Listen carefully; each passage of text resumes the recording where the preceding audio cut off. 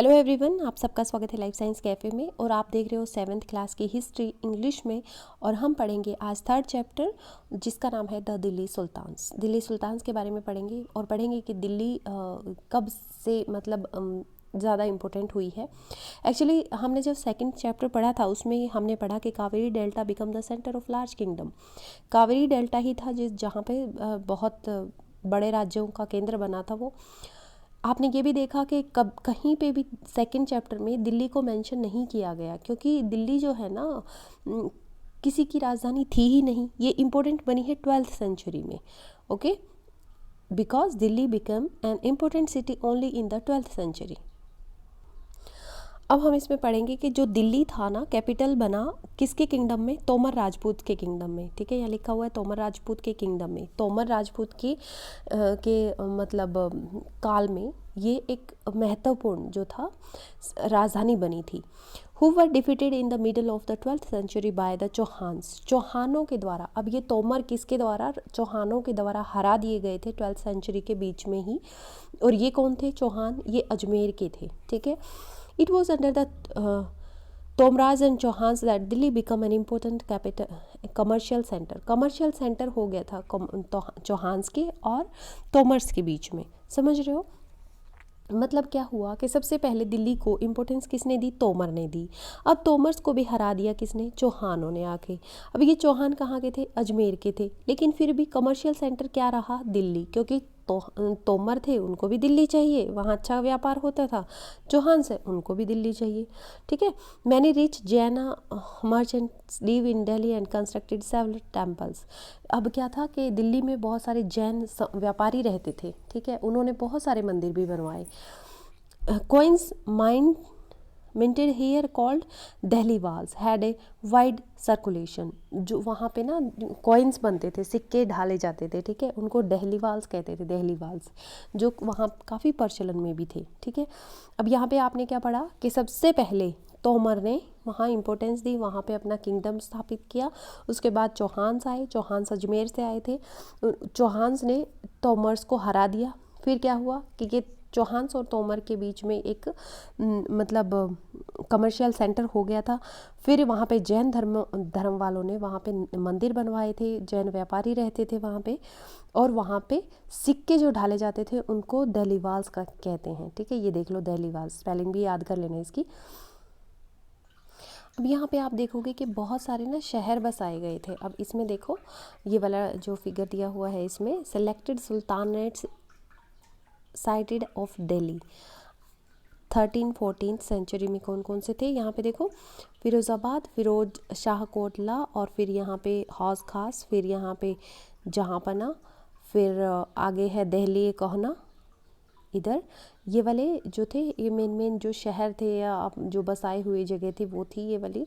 Transformation of Delhi into capital that control vast area of the continent started with the foundation of the Delhi sultanate in the beginning of 13th century. अब 13वीं शताब्दी में क्या हुआ, मैं इसका हिंदी में आपको बता देती हूँ। 13वीं सदी जैसे ही शुरू हुई तो दिल्ली की सल्तनत की स्थापना हुई। ठीक है, 13वीं शताब्दी में दिल्ली एक ऐसी राजधानी में बदल गई जिसका नियंत्रण, मतलब जो ये महाद्वीप है ना, इसके बहुत सारे क्षेत्र में उसका नियंत्रण हो गया। तो आप इस जो मैप है इसमें देखोगे कि 5 वंशों की पहचान कर सकते हो आप इसमें, जिनसे मिलकर दिल्ली की सल्तनत बनी। ठीक है, अब जिन इलाकों को आज हम दिल्ली के नाम से जानते हैं, जिस इलाके को, ठीक है, जहाँ पे आज दिल्ली है, वहाँ इन सुल्तानों ने अनेक नगर बसाए थे। ठीक है, ये वाले जो मैं बता रही थी ये नगर उन्हीं के बसाए हुए हैं, जैसे दिल्ली है कहना, जहाँपना, सीरी। ठीक है, तो ये वाली जगह। फिर हम बात करते हैं द रूलर्स ऑफ दिल्ली। जो ये रूलर्स थे ना दिल्ली के, इनको आप याद कर सकते हो, जैसे राजपूत वंश कब आए, राजपूत डायनेस्टीज़। इसमें राजपूत में तोमर आए, फिर आए अनंगपाल, फिर चौहान आए, फिर पृथ्वीराज चौहान आए, है ना। तो इनका लगभग 12वीं शताब्दी में ये शुरू हो गया था। फिर आपको अर्ली तुर्की रूलर्स शासक मिलेंगे। ठीक है, वो कब आए, 1206 से 1290 तक। फिर खिलजी डायनेस्टी का उदय हुआ, फिर उसके बाद तुगलक डायनेस्टी का हुआ, फिर उसके बाद सैयद डायनेस्टी हुई। ठीक है, फिर लोधी डायनेस्टी। तो ये चीज़ें ना आप इम्पोर्टेंट हैं, आप याद कर सकते हो, ज़्यादा नहीं ना तो कम से कम आप इतना कर लो। ये 1400 से शुरू हुई, 1451 तक शुरू चली सैद डायनेस्टी, ठीक है। फिर उसमें लोधी डायनेस्टी 1451 से लेकर 1526 तक चली।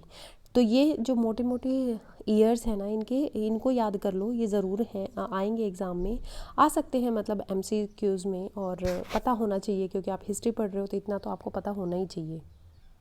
अब हम दिल्ली सुल्तानों के बारे में और जानकारी कैसे ले सकते हैं। Although inscriptions, coins and architecture provide a lot of information, specially valuable are histories, ठीक है। जो अभिलेख हैं या सिक्के हैं या जो भवन निर्माण हुआ था उस टाइम पे, घर जैसे महल उनके बनते थे, इसके माध्यम से सूचना तो काफ़ी मिल जाती है, लेकिन वो महत्वपूर्ण और भी महत्वपूर्ण है जो इतिहास की तारीख, जैसे तारीख का मतलब है एक वचन, तारीख का मतलब है बहुवचन, यहाँ पे लिखा हुआ है ना तारीख सिंगुलर और तारीख बहुवचन। रिटन इन पर्शियन, ये इसको फारसी में लिखा जाता था। The language of an administration under the Delhi sultans, Persian language थी दिल्ली सुल्तान्स की, ठीक है। तो इनको इस लैंग्वेज में लिखा जाता था। अब आप यहाँ देख सकते हो 4 स्टेजेस होती हैं जब भी कोई मैन्यूस्क्रिप्ट, कोई भी अभिलेख लिखा जाता है। तो प्रिपरेशन ऑफ पेपर, सबसे पहले तो पेपर तैयार करते हैं। राइटिंग द टेक्स्ट, फिर उस पर टेक्स्ट लिखा जाता है, इन फिगर्स में आपको दिख भी जाएगा यहाँ पे। फिर melting gold to highlight important words and passages, ठीक है। और फिर प्रिपेयरिंग द बाइंडिंग, फिर उसको बाइंड किया जाता है। पहले तो पेपर ही बना रहे हैं ये साफ, फिर इसको लिख रहे हैं, फिर यहाँ पे गोल्ड की उस पर कुछ शाइनिंग के लिए डाल रहे हैं, फिर गोल्ड को, ठीक है। फिर यहाँ पे बाइंडिंग शुरू हो रही है। तो इस तरह से अभिलेख लिखे जाते थे। फिर ये वाला इम्पोर्टेंट है यहाँ पे, द सर्कल ऑफ जस्टिस, जो एक राइटर थे, ठीक है, फ़खर मुदब्बिर, ठीक है। फ़खर मुदब्बिर ने लिखा था कि राजा तो क्या है कि सैनिकों के बिना नहीं चल सकता, और सैनिक वेतन के बिना नहीं चल सकते, है ना। वेतन कहाँ से आता है? अब वेतन तो किसानों से आता है, और किसानों से ये मतलब राजस्व के रूप में लिया जाता था। मगर किसान कब देते थे ये राजस्व? वो जब देते थे जब वो खुशहाल और वो बहुत ही मतलब प्रसन्न होते थे, ठीक है। ऐसा तब होता था जब राजा न्याय करने वाला हो, राजा ईमानदार हो, राजा प्रशासन को बढ़ावा दे। ये सब यहीं पे लिखा हुआ है, देखो। King cannot survive without soldiers, and soldiers cannot live without salaries. Salary come from the revenue collected from peasants. किसानों से जो रेवेन्यू लिया जाता था उससे आता था। लेकिन किसान भी ये क्या करते थे, रेवेन्यू कब देते थे? जब वो खुश हों। भाई खुश होंगे तभी तो देंगे। This happen when the king promote justice and honesty. जब राजा ही ऑनेस्ट होगा, न्याय ईमानदार होगा, तभी तो वो खुश होके देंगे। अब यहाँ पे क्या लिखा हुआ है कि जो मतलब बातें आपने ध्यान में रखनी है वो ये वाली, कि जो उनके तारीख के जो लेखक थे ना, यहाँ पे लिखा हुआ है द ऑथर्स ऑफ तारीख लिव्ड इन सिटीज़। मेनली वो दिल्ली में ही रहते थे तारीख के लेखक, और बहुत ही कम गाँव में रहते थे। तो वो कुछ ऐसा लिखते थे उनके सुल्तान्स के बारे में, मतलब चापलूस टाइप के लोग रहते थे। होप ऑफ रिच रिवार्ड, कि उनको कुछ मिल जाए, उनको कुछ उपहार मिले, उनको बहुत सारी चीज़ें मिले राजा से खुश होके, क्योंकि अच्छा लिखेंगे तो राजा तो ऑब्वियसली खुश होना ही है। These authors advised rulers on the need to preserve an ideal social order based on birthright and gender distinction. ये क्या करते थे कि जन्मसिद्ध अधिकार है आपका, आप महाराज हो, आपका जन्मसिद्ध अधिकार है, और लिंग भेद पर आधारित भी कुछ चीज़ें लिखते थे जिससे कि राजा खुश हो जाते थे, है ना। अगर कह दे कि भाई जैसे आप मेल हो, आपका इस पूरी धरती पर आपका ही, आप तीनों क्या है, तीनों ब्रह्मांड के, पूरे ब्रह्मांड के आप ईश्वर हो, ऐसी ऐसी चीज़ें लिखेंगे तो राजा तो फूल जाएगा ना।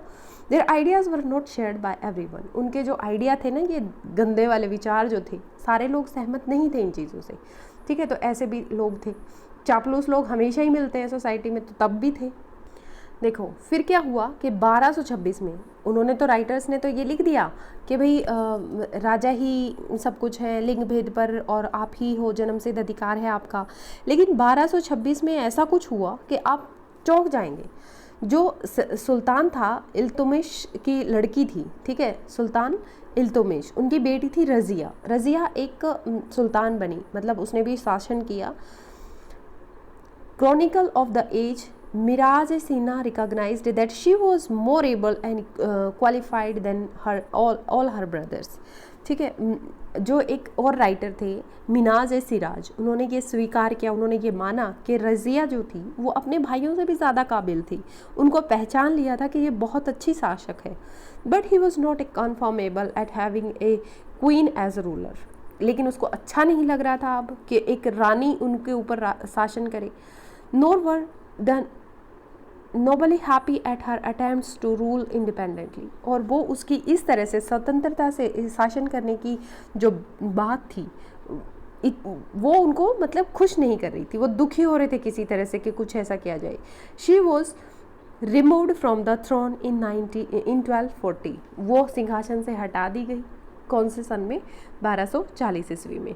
तो देखो रज़िया का यहाँ जिक्र आया है। रज़िया के बारे में आपको पता होना चाहिए 1236 से लेकर 1240, मतलब उसने 4 साल शासन किया। और जो मिनाज ए सिराज, उन्होंने उसको रिकॉग्नाइज़ कर लिया था, पहचान लिया था कि अपने भाइयों से ज़्यादा काबिल है, ये तो सारे निकम्मे हैं। ठीक है। बर्थ राइट क्या था? Privilege claimed on account of birth, मतलब जन्म के आधार पर विशेष अधिकार देने का दावा। ठीक है। जैसे कि कुछ लोग ऐसे मानते हैं कि कुलीन व्यक्तियों को, मतलब जो बहुत धनी वाले लोग होते हैं, कुछ खास परिवारों में जन्म लेने के कारण शासन करने में अधिकार विरासत में मिलता है। ठीक है। जो लोग मतलब अच्छे परिवारों के हैं तो उनको शासन करना ही चाहिए। फिर जेंडर डिस्टिंक्शन क्या होता है? Social and biological differences between women and man, usually these differences are use to argue that man are superior to women. यही बात है कि मतलब सोसाइटी में ऐसा सोचा जाता है, लेकिन ऐसा होता नहीं है। ठीक है। What Minhaj Siraj thought about Razia, Razia के बारे में मिनाज सिराज ने क्या सोचा था? ठीक है। अब यहाँ पे क्या है कि मिनाज क्या सोचेगा? मिनाज वही सोचेगा ना कि मैन सुपीरियर है। मिनाज का ये सोचना था कि ईश्वर ने एक अच्छी समाज की व्यवस्था बनाई है, और हालांकि ऐसा नहीं है कि ईश्वर ने बनाई है, ईश्वर ने नहीं बनाई है, हम सब ने मिलकर बनाई है। अभी भी हम लोग इसी चीज़ को सपोर्ट करते हैं कि लेडीज़ को, पुरुषों की बात को मानना चाहिए। ठीक है। मतलब स्त्रियों को पुरुषों का गुलाम होना चाहिए, उनके अधीन होना चाहिए। तो वो भी यही सोचता था कि उनके अधीन होना चाहिए, और रानी का शासन व्यवस्था उसके विरुद्ध जा रहा था। मतलब एक रानी उनके ऊपर ऑर्डर चलाई, ये तो उसे अच्छा नहीं लग रहा था। इसलिए वह पूछता है कि खुदा की रचना के खाते में उसका ब्यौरा चूंकि मर्दों की सूची में नहीं आता, इसलिए इतनी शानदार खूबियों से भी मतलब उसे आखिर हासिल क्या हुआ? ठीक है। वो क्या सोच रहा था? Since her account did not fall under the column of man, वो आदमी नहीं है, how did she gain from all of her excellent qualities, किस तरह से उसने ले ली ये सारी क्वालिटीज़? उसके अकॉर्डिंग तो आदमी ही ले सकता है। फिर रज़िया ने अपने अभिलेखों और सिक्कों पर अंकित लिखवाया वहाँ पे कि वह सुल्तान इल्तुतमिश की बेटी है, और आधुनिक जो आज का आंध्र प्रदेश है उसके वारंगल क्षेत्र में किसी समय काकतीय वंश का राज्य था। मतलब जो आज आंध्र प्रदेश में है वहाँ पर पहले काकतीय वंश होता था कोई। अब जो रानी ने अभिलेख लिखवाए थे on her inscriptions and coins, Razia mentioned that she was the daughter of Sultan Iltutmish. उसने ये लिखवाया, रज़िया ने क्या लिखवाया कि वो इल्तुतमिश की बेटी है। ठीक है। बेटी क्यों लिखवाया उसने? This was in contrast to the queen Rudrama Devi. Rudrama Devi कौन थी? एक रानी थी, एक्चुअल में रानी थी। कहाँ की? काकतीय डायनेस्टी की, वरांगल में। वरांगल कहाँ है? अभी part of modern Andhra Pradesh. अभी वो आंध्र प्रदेश में एक जगह है, वहाँ की रानी थी रुद्रमा देवी। रुद्रमा देवी, इसको याद रखना। रुद्रमा देवी ने क्या किया कि मतलब लोग तो इसके फेवर में है ही नहीं कि कोई औरत है वो शासन करे। ठीक है। लेकिन रुद्रमा देवी ने लोगों के दिमाग में भ्रम पैदा कर दिया। अपने इनक्रिप्शंस में उन्होंने ऐसे नाम लिखवाए अपने, जैसे आदमियों के नाम होते हैं, जेंट्स के नाम होते हैं, ऐसा लगेगा, प्रिटेंड करवा दिया कि she was a man. Another queen दीदा। दीदा कौन थी? कश्मीर की एक रानी थी। हर टाइटल इज इंटरेस्टिंग, उसका टाइटल ही है वो जो बहुत इंटरेस्टिंग है, दीदा। ठीक है। इट कम्स फ्रॉम दीदी और एल्डर सिस्टर। ये कहाँ से आया है दीदा? इसका मतलब है कि दीदी जो हमारी बड़ी बहन होती है वो, and obviously affectionate from term given to loved ruled by her subjects, वो उसके प्रजा ने ही उसको ये प्यारा नाम दिया होगा, ठीक है। लेकिन जो रज़िया थी उन्होंने रुद्रमा देवी के बिल्कुल अगेंस्ट काम किया। उसे नहीं लगा कि अगर वो ये कहेगी कि मैं लड़का हूँ तो ही वो शासन कर सकेगी। उसने अपने को स्वीकारा, लोगों को कहा कि मैं लड़की हूँ, मैं बेटी हूँ इल्तुतमिश की और मैं ही शासन कर रही हूँ। और रुद्रमा देवी ने क्या किया कि उसे डर था कि कहीं प्रजा उसको एक्सेप्ट ना करे, इसलिए उसने अपना नाम मर्दों की तरह, पुरुषों की तरह वहाँ पे गुदवाया, ठीक है, अंकित करवाया। देखिए अब यहाँ सोचने वाली बात है, अगर आप लड़का हैं तो भी और लड़की हैं तो भी, जो राइटर थे उस टाइम के मिनाज सिराज, उसके आइडिया से आप कितने मतलब सहमत हैं? क्या आप सोचते हो कि रज़िया ने उसके आइडियाज़ को शेयर किया, उससे सहमत हुई? क्या आप सोचते हो कि बहुत मुश्किल रहा होगा उस टाइम पे वोमेंस का रूल करना? आप सोच सकते हो कि कितना मुश्किल रहा होगा, इतने ज़्यादा उनकी जो थिंकिंग थी वो, क्योंकि डिसीज़न लेना आज भी हमारी सोसाइटी में लेडीज़ के लिए बहुत मुश्किल होता है। बहुत बार ऐसे टीवी में देखते हैं कि हमें खेलने के लिए बाहर नहीं जाने दिया जाता, हमें डांस नहीं करने दिया जाता और उनकी विशेज़ को पूरा नहीं किया जाता। तो उस टाइम के सुल्तान बनने के लिए तो क्या क्या करना पड़ा होगा उनको, है ना, आप सोच सकते हो। अब नेक्स्ट है, देखो, from garrison town to empire the expansion of Delhi sultans. जो गैरिसन है वहाँ से लेकर दिल्ली तक आप देखोगे, एम्पायर तक, expression of Delhi sultans, expansion of Delhi sultans कहाँ तक फैल गई ये दिखाया गया है इसमें। देखो ये मैप दिया हुआ है, ठीक है।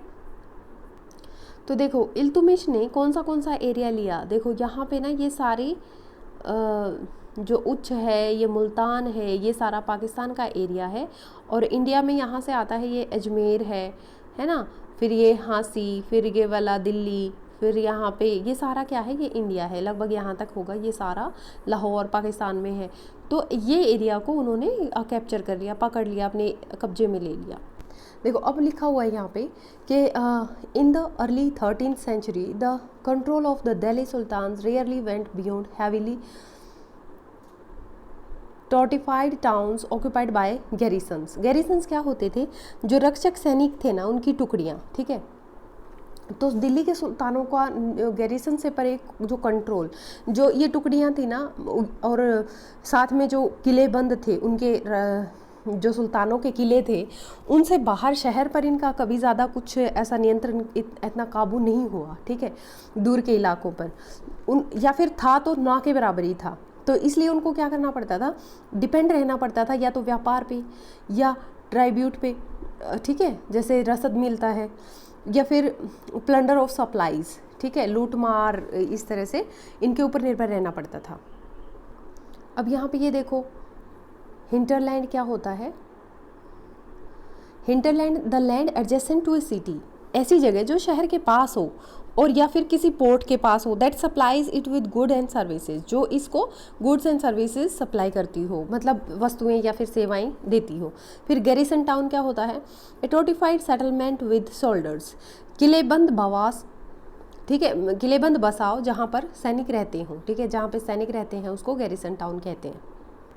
अब क्या बात कर रहे हैं यहाँ पे ये बता रहे हैं कि जब दिल्ली से जो दूर की जगह होती थी ना, जैसे बंगाल है या फिर सिंध नदी है, सिंध के जो इलाके वाले थे, वहाँ पर इनका कब्जा जो है, मतलब नियंत्रण बहुत ही कठिन था, वहाँ पे ये नहीं कर सकते थे। ऐसा क्या होता था कि जो जैसे मौसम ख़राब भी होता था तो इनका नाजुक जो संबंध था वो मतलब बहुत ही कमज़ोर हो जाता था। फिर अफ़गानिस्तान से आने वाले थे ना, उनके साथ इनके बहुत सारी लड़ाइयाँ होती थी, और governors who रेबल्ड at any side of sultan is weakness.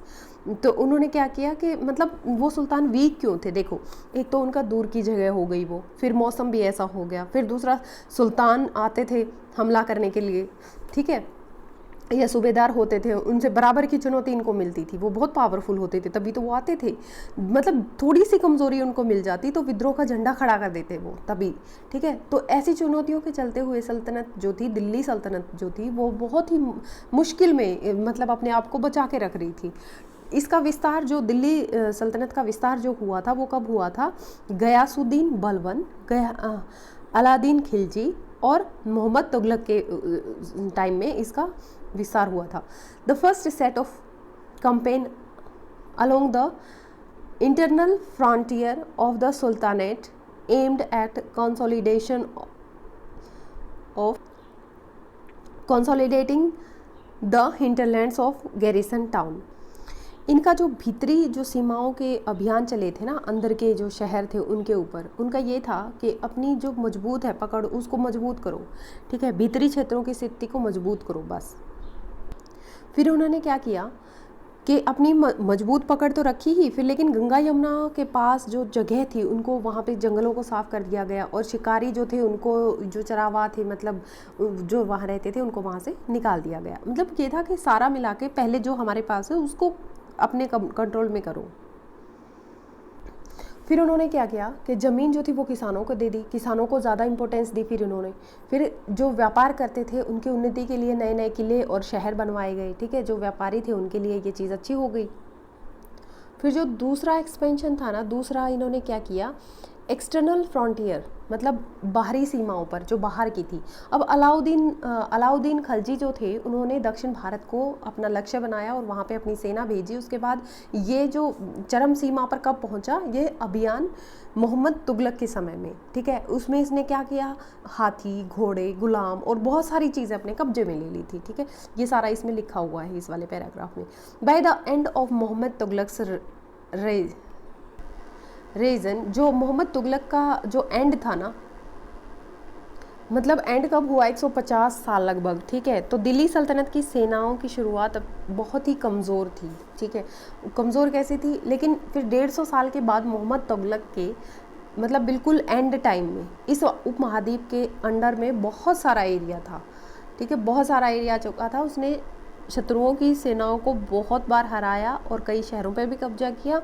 उसके सूबेदार और जो प्रशासक थे ना, उनके फैसले सुनते थे और साथ ही किसानों से कर भी वसूल करते थे, क्योंकि उन्होंने किसानों को इम्पोर्टेंस दी थी, तो किसान तो ज़रूर उनके लिए कुछ करेंगे।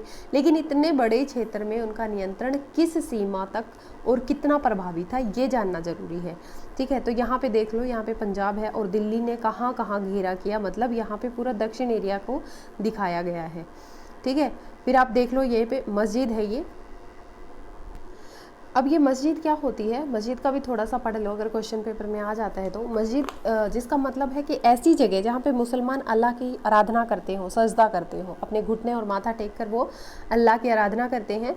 जामा मस्जिद क्या है, मस्जिद जामी वह मस्जिद होती है जहाँ पर बहुत सारे मुसलमान एक साथ इकट्ठा होकर नमाज पढ़ते हैं। नमाज की रस्म के लिए सारे नमाजियों में से सबसे अधिक सम्मानीय और जो विद्वान पुरुष होगा ना, जैसे उनका नेता हो सकता है, उसको चुना जाता है। और इमाम शुक्रवार की नमाज के दौरान खुतबा भी देता है, ठीक है। खुतबा क्या होता है, धर्म का उपदेश। नमाज के दौरान मुसलमान मक्का की तरफ मुंह करके खड़े होते हैं और भारत में मक्का पश्चिम की ओर पड़ता है। फिर मक्का की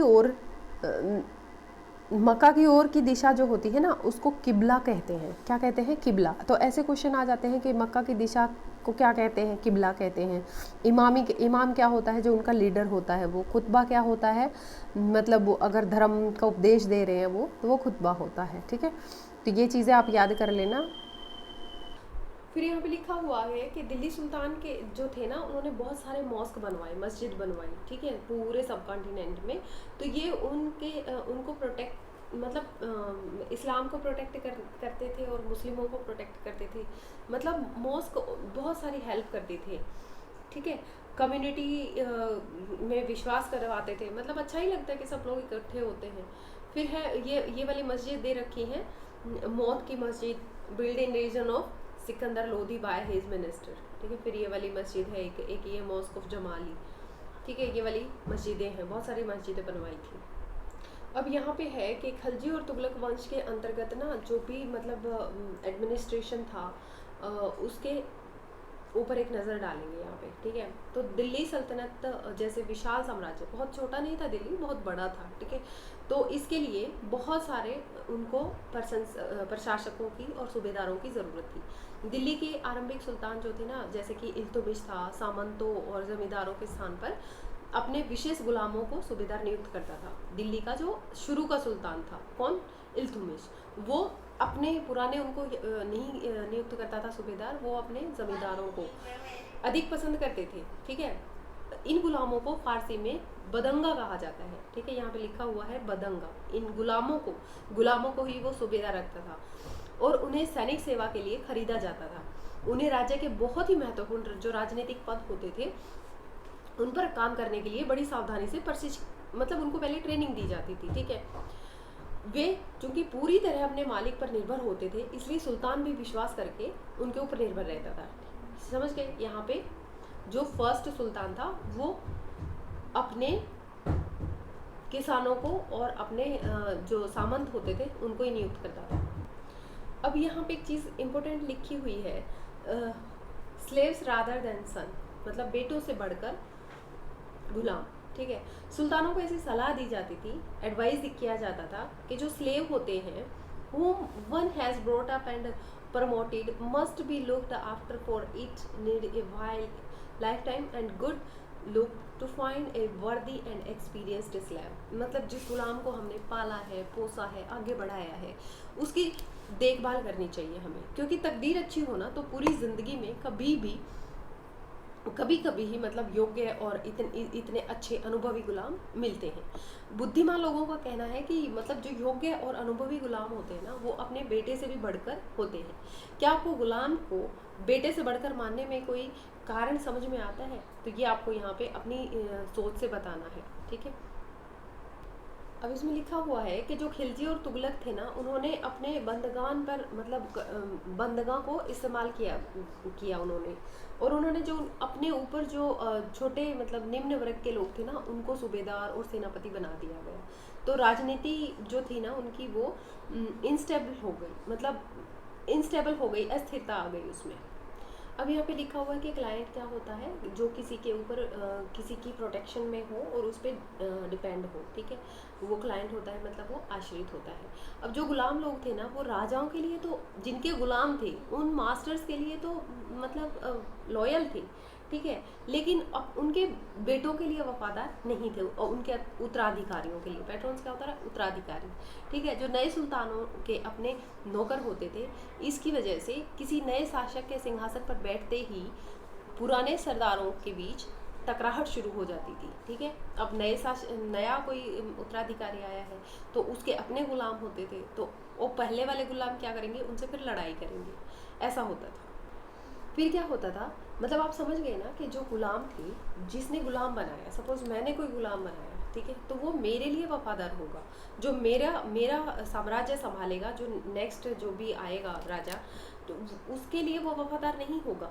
तो वो क्या करेगा, जैसे उनके ज़्यादातर बच्चे ही उत्तराधिकारी होते थे उनके, या फिर गुलाम ही उत्तराधिकारी होते थे, तो उनके गुलाम भी होते थे, ठीक है, तो वो उनको अपना क्या बनाते थे, सरदार बनाते थे। फिर पुराने सरदार और नए सरदारों के बीच में लड़ाई झगड़े होने लगे। फिर सुल्तानों को निचले जो लोग थे ना, मतलब निम्न वर्ग के जिनको कहा जाता था उस टाइम पे, तो उच्च वर्ग के कई लोगों को बहुत ही ज़्यादा धक्का लगा था। मतलब बड़े लोग तो ऐसे ही सोचेंगे ना कि यार क्या हो रहा है, ये इन लोगों को तो इतना ज़्यादा सब कुछ मिल रहा है। फिर जो फारसी तारीख के लेखक थे ना, उन्होंने निचले ख़ानदान के लोगों को, मतलब यहाँ पे लिखा है तारीख ने दिल्ली सुल्तान की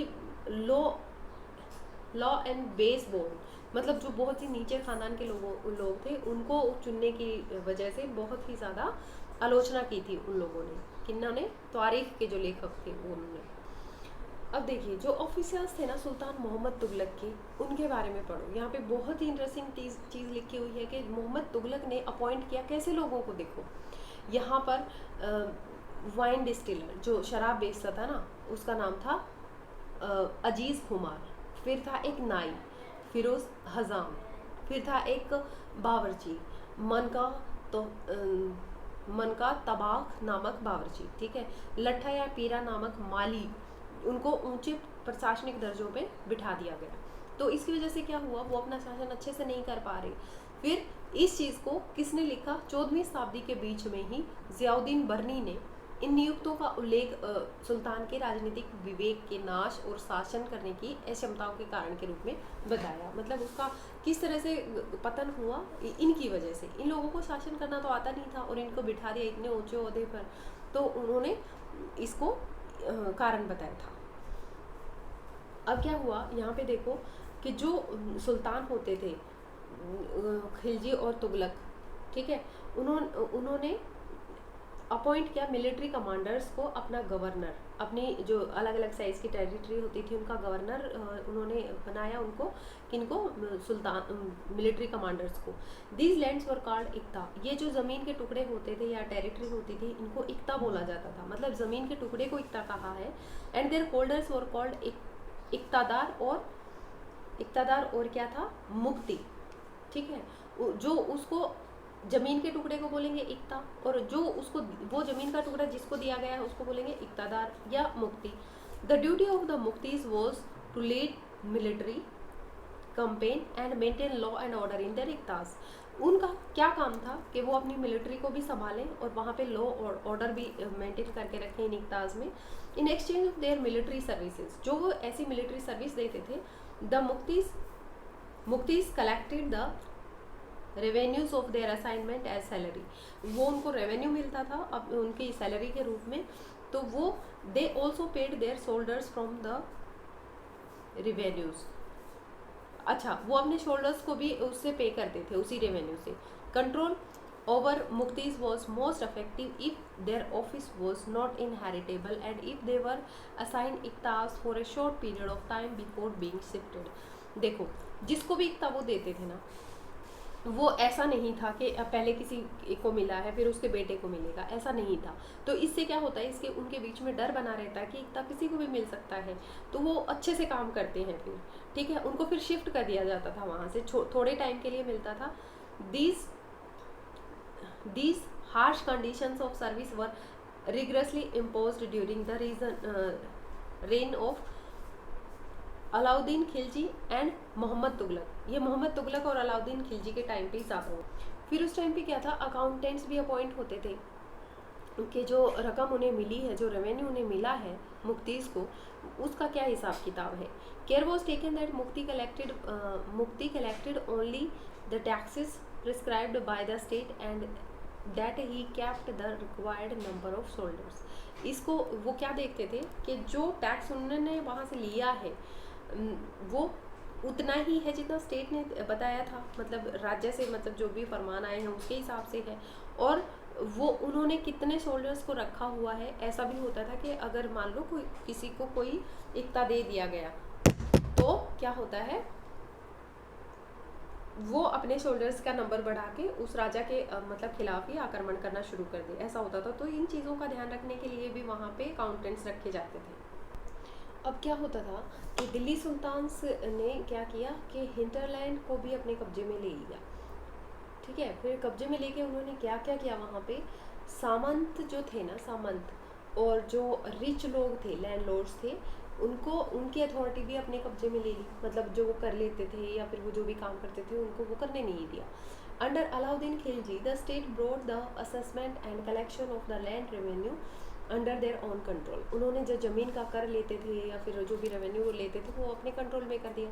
the rights of local chieftains to levy taxes were cancelled and they were also forced to pay taxes. अब क्या होता था कि जो लोग जो पहले रेवेन्यू लेते थे या टैक्स लेते थे, उनको वहाँ से उस पद से हटा दिया गया और उनको खुद को भी फोर्स किया गया कि तुम भी टैक्स दो, ठीक है। सुल्तान्स का जो एडमिनिस्ट्रेशन था ना, मेजर द लैंड, उस एडमिनिस्ट्रेशन ने वहाँ की ज़मीन को माप लिया, ठीक है, और उसका अकाउंट, मतलब उसका ब्यौरा रखा बहुत ध्यान से। फिर कुछ जो ओल्ड चेफन्स थे ना और लैंडलॉर्ड्स थे, उन्होंने सुल्तान की नौकरी करना शुरू कर दिया और रेवेन्यू कलेक्ट करना शुरू किया। उस टाइम पे किस तरह के रेवेन्यू थे, टैक्स क्या थे उस टाइम पे, कल्टीवेशन कॉल्ड खराज, ठीक है। कृषि पर जो, मतलब उसको खराज कहते थे, कृषि पर जो टैक्स लगता है। 50% ऑफ द पीजेंट्स प्रोड्यूस, जो मतलब किसान की उपज होगी ना उसका 50% उनको देना ही पड़ेगा, या फिर कैटल्स पे, उन मवेशियों पे, या फिर घरों पे, ऑन हाउसेस, ऐसा होता था। फिर यहाँ पे लिखा गया है कि ये बहुत ज़रूरी है आपको याद रखना, that large part of the subcontinent remained outside the control of the Delhi sultan. बहुत ज़्यादा जो हिस्सा था वो दिल्ली सुल्तान के कब्जे से बाहर था। It was difficult to control distant provinces like Bengal from Delhi, and soon after annexing southern India the entire region become independent। जब मतलब देखो इतनी दूर का इलाका है, कोई कैसे नियंत्रण कर सकता है। फिर दक्षिण भारत की जो जीत थी ना, उसके तुरंत बाद सारा एरिया फिर से फ्री हो गया। फिर वो आज़ाद हो गए। लोकल चीफेंस तो ने सरदार जो थे उन्होंने अपने रूल्स बनाए इस रीजन में, और कभी कभी ऐसा होता था कि ये रूल्स जो अलाउद्दीन खिलजी और मोहम्मद तुगलक ने जो बनाए थे वो थोड़े से टाइम के लिए होते थे, फिर शॉर्ट ड्यूरेशन के लिए ही होते थे, तो उनका कुछ ज़्यादा अच्छी पकड़ यहाँ पे नहीं थी। फिर सरदार और उनकी किलेबंदी कैसे होते, चीफेंस एंड देयर फोर्टिफिकेशन। अब देखो, जो अफ्रीकी देश मोरक्को से 14वीं सदी में भारत आए थे ना, मतलब जैसे इब्न बतूता ने बताया कि सरदार कभी कभी ना चट्टानी उबड़ खाबड़ पहाड़ी इलाकों में किले बनाकर रहते थे, और कभी कभी वो बांस के झुरमटों में भी रहते थे। अब भारत में बांस जो है पोला नहीं होता था, ठीक है, तो बहुत बड़ा बांस होता था और उसके अलग अलग हिस्से आपस में इस तरह से गूंथ दिए जाते थे कि उन पे आग का भी असर नहीं होता था। वे कुल मिलाकर बहुत ही मजबूत बन जाते थे, मतलब उनको आग भी नहीं जला सकती। तो सरदार जंगलों में रहते थे और इनके जो किले थे ना वो प्राचीर का काम करते थे, ठीक है। तो इनकी दीवार को के घेरे में उनके सारे पशु पक्षी होते थे, ठीक है, उनकी फसलें भी होती थी। तो और अंदर ही पानी मिल जाता था। पानी कहाँ से आता था, वो बारिश का पानी वो स्टोर करके रखते थे।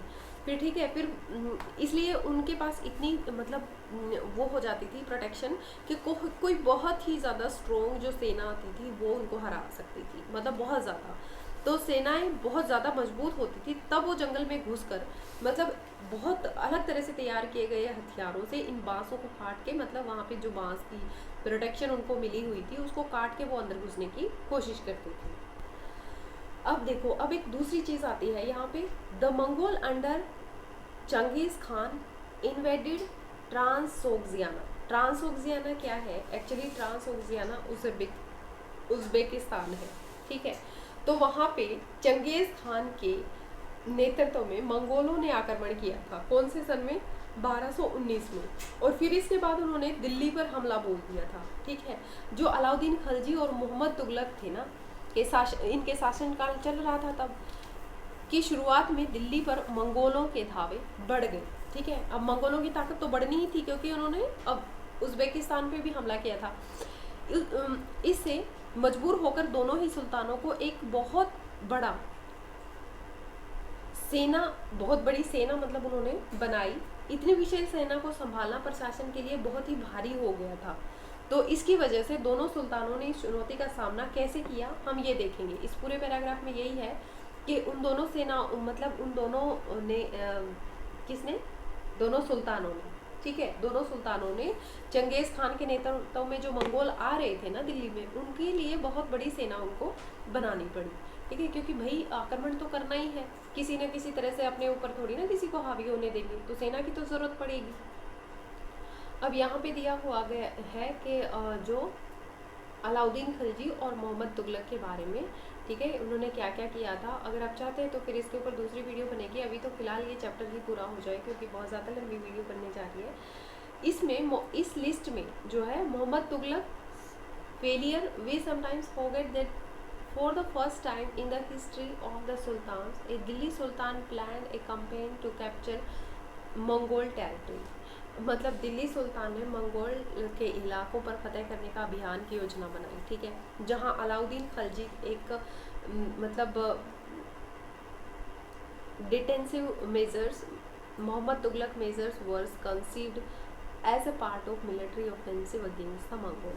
मतलब मंगोल के विरुद्ध जो सैनिक आक्रमण था ना उसकी योजना के ये हिस्से हैं। 15वीं और 16वीं शताब्दी में सल्तनत क्या थी ये इसमें पैराग्राफ में है, ठीक है। फिर 15वीं 16वीं शताब्दी का देखते हैं कि तुगलक वंश के बाद ना 1526 में, अब इसको हिंदी में समझ लो ताकि आपको अच्छे से समझ आ जाए। 1526 ईस्वी में दिल्ली और आगरा पर सैयद और लोधी वंश का राज्य रहा था, ठीक है। कहाँ पर, दिल्ली में सैयद और लोधी वंश का राज्य रहा था। तब तक जौनपुर, बंगाल, मालवा, गुजरात, राजस्थान और पूरा जो दक्षिण भारत है ना, स्वतंत्र शासक वहाँ पर आ गए थे, मतलब इंडिपेंडेंट जो शासक थे वो आ गए थे और उनकी राजधानियाँ बहुत ही ज़्यादा समृद्ध थी, बहुत ज़्यादा फल फूल रहे थे वो लोग। इसी शासन में, इसी काल में क्या हुआ, अफगान और राजपूतों जैसे नए नए शासक समूह भी उभरे। इस काल में जो भी राज्य थे वो छोटे तो थे लेकिन बहुत ही ज़्यादा वेल एस्टेब्लिश्ड थे, अच्छे से पकड़ थी उनकी और बहुत ज़्यादा एडमिनिस्ट्रेड थे। Sher Shah started his career as a manager of small territory for his uncle in Bihar and eventually challenged and defeated the Mughal Emperor Humayun. अब देखो शेर शाह सूरी की बात करते हैं यहाँ पे। उन्होंने अपने चाचा का एक छोटा सा हिस्सा, मतलब छोटा सा ज़मीन का टुकड़ा, चाचा के राज्यकाल में छोटा सा एक इलाका संभाला था उन्होंने, और आगे चलकर उन्होंने इतनी ज़्यादा प्रोग्रेस की कि मुग़ल सम्राट जो हुमायूं था ना, उसको भी चुनौती दी और उसको हराया भी। ठीक है, किसने? शेर शाह सूरी ने, शेर शाह सूर, जो शेर शाह सूर है, उन्होंने हुमायूं को हरा दिया। शेर शाह ने दिल्ली पर अधिकार किया और खुद को और अपना राजवंश स्थापित किया उन्होंने। ठीक है, इतना अच्छे से काम करते थे वो। हालांकि सूरी वंश ने केवल 15 वर्ष तक ही शासन किया था, 15 साल ही वो इसमें रहे थे। फिर क्या हुआ था? 15 साल तो उन्होंने किया। एडमिनिस्ट्रेशन को borrowed element from Alauddin Khilji and made them more efficient, और उनको बहुत ज़्यादा चुस्त बना दिया। मतलब उसने क्या किया, शेर शाह सूरी ने अलाउद्दीन खिलजी के और उनके प्रशासन के तरीक़ों को भी अपनाया। ठीक है, फिर Sher Shah administration become the model followed by the great empire Akbar. अब अकबर ने भी शेर शाह के जो तरीके थे उनको अपनाया। When he consolidated the Mughal empire, जब उन्होंने मुग़ल एम्पायर को संभाला था तब उन्होंने उसको फॉलो किया। अब यहाँ पे है कि 3 श्रेणियाँ, 3 orders, peace of God, knights and crusade. 3 श्रेणियों का मतलब है कि 11वीं जो शताब्दी थी ना, उसके शुरुआत में फ्रांस से ये कुछ आया था, फॉर्मूला आया था। उन्होंने सोसाइटी को 3 हिस्सों में बांट दिया, जो लोग पूजा करते हैं, जो लोग लड़ाई करते हैं, मतलब जो सैनिक हैं, या फिर जो खेत जोतते हैं, मतलब खेती करने वाले। तो इनके विभाजन को, मतलब जो ये समाज को इन्होंने बांटा, उसको ईसाई धर्म का भी समर्थन मिला था। ठीक है, क्रिश्चियन का भी। फिर क्या हुआ कि इस विभाजन से ईसाई धर्म को समाज में अपने प्रबल प्रभाव को और भी दृढ़ करने में सहायता मिली थी, मतलब खुद का इम्पोर्टेंस उनको दिखाना था। इसी विभाजन से योद्धाओं का एक नया समूह भी उभरा। इन योद्धाओं को नाइट कहते हैं। ठीक है, नाइट्स, ये यहाँ पे लिखा हुआ है, नाइट्स। अब क्या है, ईसाई धर्म का एक समूह को संरक्षण देता था। एक समूह को, कौन से समूह को संरक्षण देता था? ईश्वरीय शांति की अवधारणा के प्रसारण में इनका उपयोग करता था। अब देखो यहाँ पे क्रिश्चियनों को जो चर्च पैट्रोनाइज्ड थे, उन्होंने एक ग्रुप को, मतलब भगवान के नाम की शांति या पीस ऑफ गॉड कह सकते हो, ईश्वरीय शांति कह सकते हो, उसके लिए रखा। Attempt was to direct warriors away from conflict among themselves. उन्होंने इनको, जो ये थे ना, जो समाज, जो ग्रुप इन्होंने रखा था, उनको आपसी लड़ाई से दूर रखा और उनको कैंपेन, उनके अंदर एक, मतलब उन्होंने एक अलग से कैंपेन, उस ग्रुप के लोगों ने जो उन चर्च के अंदर मतलब संरक्षण ले रहे थे, उन्होंने एक कैंपेन छेड़ा। क्या कैंपेन था वो समझो, मुस्लिम के अगेंस्ट था ये, उन मुस्लिम के अगेंस्ट जिन्होंने जेरूसलम को घेर लिया था, जेरूसलम को गुलाम बना लिया था। This lead to a serious campaign called the crusades. इसकी वजह से क्रूसेड छिड़ गया, मतलब धर्म युद्ध छिड़ गया। ठीक है, These campaigns in the service of God and Church completely altered the status of knights, जिसकी वजह से जो नाइट्स का स्टेटस था, जिनको नाइट बोलते थे, उनका स्टेटस पूरी तरह से चेंज हो गया। मतलब बाद में लास्ट में क्या हुआ, 12th सेंचुरी में जो नोबल थे ना, वो भी चाहते थे कि उनको नाइट्स बोला जाए। ठीक है, 11th सेंचुरी में इन नाइट्स को बहुत ही नोबल क्लास का समझा जाता था। ठीक है, कुलीनों में नहीं होती थी, मतलब इनको अमीर नहीं समझा जाता था या बहुत ही ज़्यादा नोबल नहीं समझा जाता था। लेकिन 11th सेंचुरी के एंड में फ्रांसीसी थे, वो भी चाहते थे, जर्मनी थे, वो भी चाहते थे कि उनको भी नाइट्स बोला जाए। तो इस चैप्टर में सिर्फ इतना ही, और ये चैप्टर पूरा होता है। अगर एक बार में समझ में नहीं आता, क्योंकि इस हिस्ट्री में ना सिर्फ प्रॉब्लम ये है कि नाम ऐसे होते हैं सुल्तानों के जो याद नहीं होते, तो आप बार बार सुनना इसको, आपको अच्छे से समझ आ जाएगा। आई होप आपको ये हिस्ट्री जो है अच्छी लग रही होगी और मेरा पढ़ाने का तरीका आपको पसंद आ रहा होगा। अगर आपको और भी कोई सब्जेक्ट पढ़ना है तो प्लीज़ कमेंट बॉक्स में जाके कमेंट करें। Thank you for watching life science cafe, और मेरी वीडियो को लाइक ज़रूर करना। Thank you once.